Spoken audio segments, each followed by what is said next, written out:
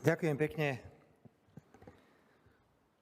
Drahé Slovanky, drahí Slováci, vážení spoluobčania, dnes má Slovensko právo na obrovskú hrdosť. Má právo na hrdosť, pretože dnes odovzdala pani predsednička úradu jadrového dozoru povolenie na sprevádzkovanie 4. bloku jadrovej elektrárne tu v Mochovciach. Pamätám sa na osudné dni a týždni v roku 2008, kedy počas nášho prvého mandátu padlo rozhodnutie presvedčiť vtedajších talianskych akcionárov slovenských elektrární, aby pristúpili k dokončeniu 3. a 4. bloku. Na toto rozhodnutie, vážne politické, z toho obdobia som veľmi hrdý. Najmä preto, lebo v tom období bola atomová energia v Európe tabu. A každý na nás pozeral, čo idete robiť v čase, keď 1 megawatt hodina elektrickej energie stál 30 alebo 35 eur. A zrazu zistujeme, že sme v období, kedy platíme za elektrínu 110 eur, v období, kedy ak má krajina dostatok energetických zdrojov, tak sa môže cítiť bezpečná.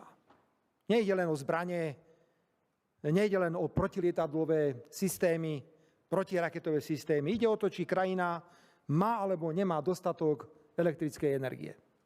Bez elektriny nevyrobíte nič. Jednoducho elektrínu musíme mať. Preto rozhodnutie mojej vlády z roku 2008 sa ukázalo ako veľmi správne. Ďakujem všetkým.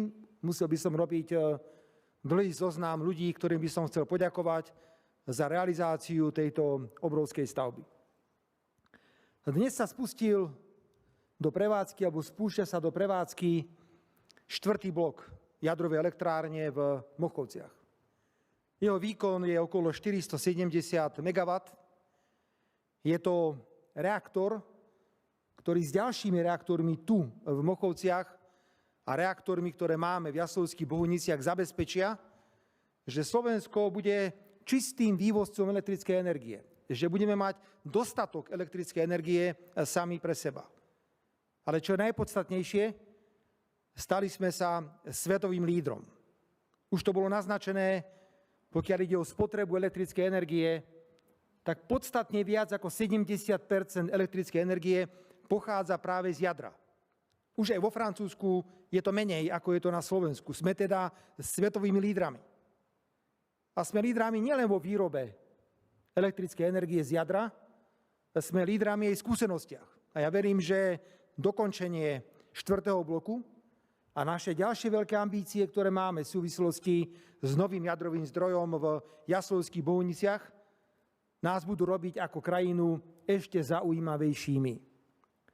Európska únia dnes prechádza, nazvem to, renesanciou jadra. Tak ako pred 20 rokmi bolo jadro považované za nevítané, dnes si každý uvedomuje, že náročné klimatické ciele, obrovské požiadavky, ktoré prichádzajú z priemyslu, od umelej inteligencie a z iných oblastí, sa dajú naplniť len vtedy, ak budeme vyrábať elektrickú energiu z jadra. Som veľmi rád, že Slovensko má vynikajúci mix, pokiaľ ide o elektrickú energiu. 85%, dámy a páni, a buďme na to hrdí. Elektrickej energie na Slovensku je free carbon, teda je čistá elektrina. Máme interkonektory so všetkými susedmi. Sme čistými vývozcami elektrickej energie. Preto si myslím, že môžeme byť vzorom nielen pre Európu, ale môžeme byť vzorom pre celý svet. Vážené dámy a páni, opozícia zvykne hovoriť, že tu je spálená zem. Ja tu nevidím spálenú zem. Ja tu vidím modernú atomovú elektráreň. To je výsledok našej tvrdej roboty. Atómku nepostavíte ani za pol roka, ani za rok. Napriek tomu, že išlo o dostavbu 3. a 4. bloku a bol tu len, dá sa povedať, betón. Boli sme tu na samom začiatku a videli sme, v akom stave je 3. a 4. blok. Celkové náklady sa vyšplhajú na úroveň 6,7 miliardy eur, čo je mimoriadne lacné v porovnaní s inými. A myslím si, že aj to tempo výstavby bolo zrozumiteľné a pochopiteľné, pretože Toto nie je výstavba kultúrneho domu alebo obchodného domu. Je to mimoriadne náročná technologická stavba, ktorá v procese často naráža na rôzne prekážky. Preto odkazujem každému jednému neprajníkovi, každému jednému, kto ohovára Slovensko, že tu je čierna diera, že tu je spálená zem. Nech prídu sem do Mochoviec, aby videli, čo táto krajina a čo ľudia v tejto krajine dokázali urobiť. Teším sa z toho, že Slovensko z pohľadu počtu obyvateľov a výkonu svojej ekonomiky bude v podstate super veľmocou, pokiaľ ide o výrobu elektrickej energie. O to viacej ma to ťahá, aby sme dokončili prvé významné procesy ešte do roku 2027 v súvislosti s novým jadrovým zdrojom v Jaslovských Bohuniciach. Tam sa pokúšame spolupracovať s výrobcom inej technológie. Hovoríme o obrovskom jadrovom bloku o výkone 1200 MW. Hovoríme o úplne inom technologickom prístupe. Ale chceme využiť dobre pripravené územie. Chceme využiť mnohé povolenia, ktoré máme k dispozícii v areáli Jaslovských Bohuníc, aby sme túto stavbu mohli rozbehnúť. Chcem poďakovať všetkým a chcem oznámiť, pán riaditeľ, ak dovolíte, viem, že to nie je dnešným dňom. Bude to v okamihu, keď sa napojíme na elektrickú sieť. Dodám, že dnes sa zaváža palivo, budú sa robiť prvé testy. Po prvých testoch bude prvá kontrolovaná štiepná reakcia, potom sa začne postupne spúšťať výroba, až kým neprídeme k 20%. Pri 20% dôjde k napojeniu tejto elektrárne na elektrifikačnú sieť. A od toho momentu začínajú tikať hodiny a budú tikať 6 mesiacov. To je obdobie, v ktorom sa Slovenská republika bude môcť rozhodnúť, či využije alebo nevyužije svoju opciu, pokiaľ ide o odkúpenie 17% akcií slovenských elektrární. Keby ste sa vás pýtali teraz, bez ohľadu na to, či viem alebo neviem, či je dostatok finančných zdrojov, povedal by som, kupujme. Kupujme a posilňujme energetický charakter Slovenskej republiky ako takej. Preto sa teším a ďakujem slovenským elektrárňam za veľmi zodpovednú spoluprácu. Prešli sme aj ľahké, aj ťažké časy. Polský televízia Markíza, otázka na pána premiéra alebo na pani ministerku. Vedeli by ste nejako približiť tie vaše úvahy o využití opcie na kúpu ďalších percent akcií Slovenskej elektrárny? Či prichádza do úvahy možno predĺženie tej opcie, keďže momentálny stav vo verejných financiách neumožňuje zrejme bez ďalšieho zadlžovania využiť túto opciu? Béla Bugár zvykol hovoriť o tom potom. Počkajte, ja viem, že chcete zatieniť peknú udalosť. Dnes píšte, že sme otvorili 4. blok, to je pre nás dôležité. Čo bude, uvidíme, budeme to rátať, čakáme na ten okamih od kolaudácie, začína tých 6 mesiacov plynúť. Za mňa opakujem, keby išlo o mňa, len sú tu aj finančné rozmery tejto transakcie, by som povedal, treba kupovať, ale prosím, venujeme sa dnes tomu, že sme dosiahli historický míľnik. Naozaj je to obrovský úspech Slovenskej republiky.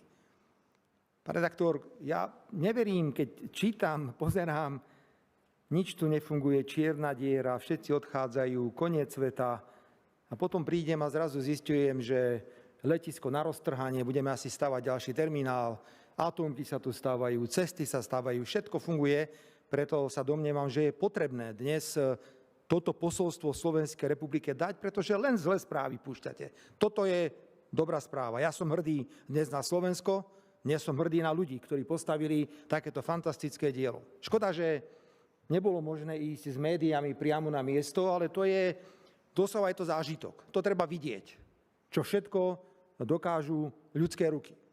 V akých rozsahoch, aké sú obrovské tie priestory, čo tam všetko je, aká je tam náročná technológia. Sme svetová špička, težme sa z toho. Slovensko je v jadre svetová špička. To je to, čo by som ja rád dnes šíril po Slovensku. A tejto téme sa určite, pán redaktor, vrátime, keď bude aktuálna. To sa tešíte, čo? To je paráda. To je taká správička, tu idete dnes rozoberať celý večer všetci do jedného. Viete, ešte raz, dámy a páni. Možno sme urobili chybu, dámy a páni, že tak naskromno sme dnes zorganizovali toto podujatie. Toto podujatie malo byť na týždeň s ohňostrojmi. To je tak vážna udalosť.